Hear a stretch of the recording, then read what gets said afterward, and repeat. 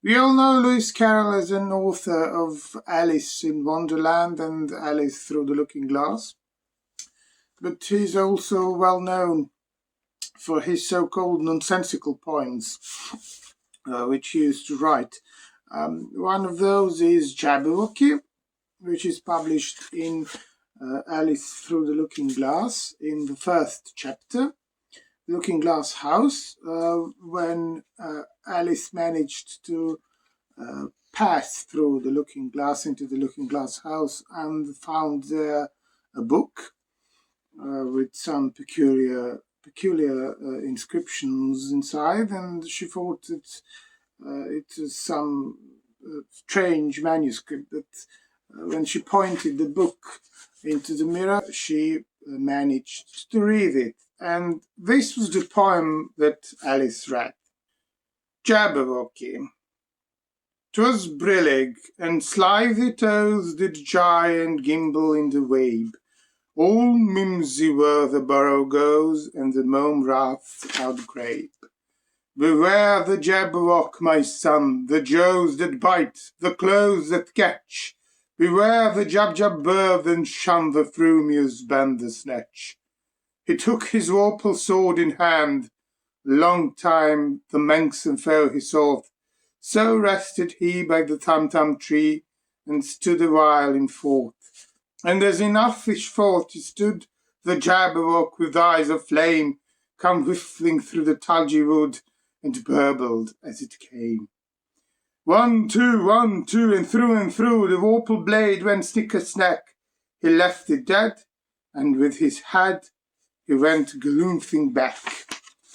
And hast thou slain the Jabberwock? Come to my arms, my beamish boy. Oh, Fredge's day, calloo, callay, he chortled in his joy. 'Twas brillig, and the slithy toes did chye and gimble in the wabe. All mimsy were the burrow goes, and the mome raths outgrabe. It seems very pretty, she said when she had finished it, but it's rather hard to understand. You see, she didn't like to confess even to herself that she couldn't make it out at all. Somehow it seems to fill my head with ideas, only I don't exactly know what they are.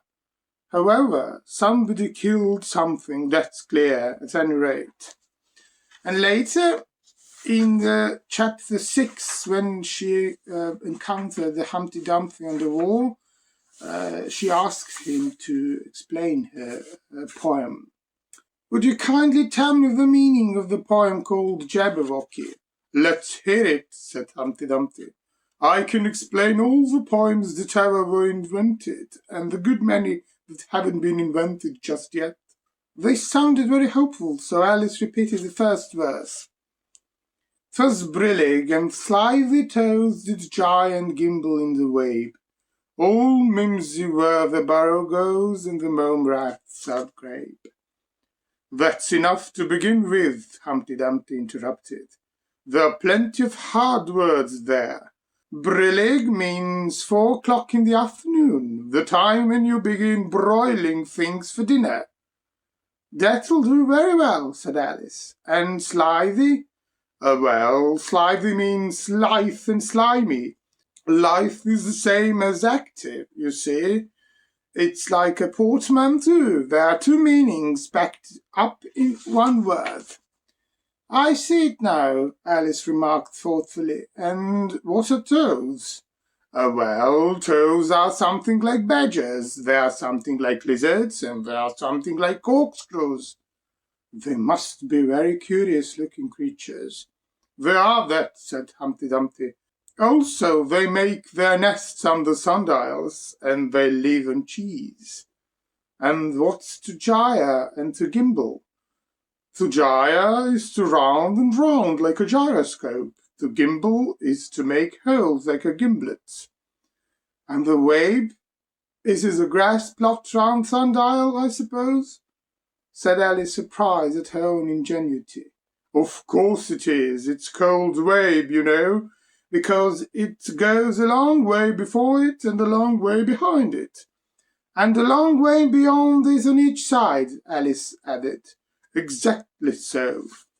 Well then, Mimsy is flimsy and miserable. There's another portmanteau for you.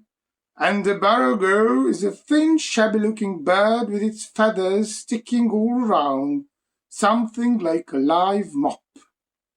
And then Mome Rath, said Alice. I'm afraid I'm giving you a great deal of trouble.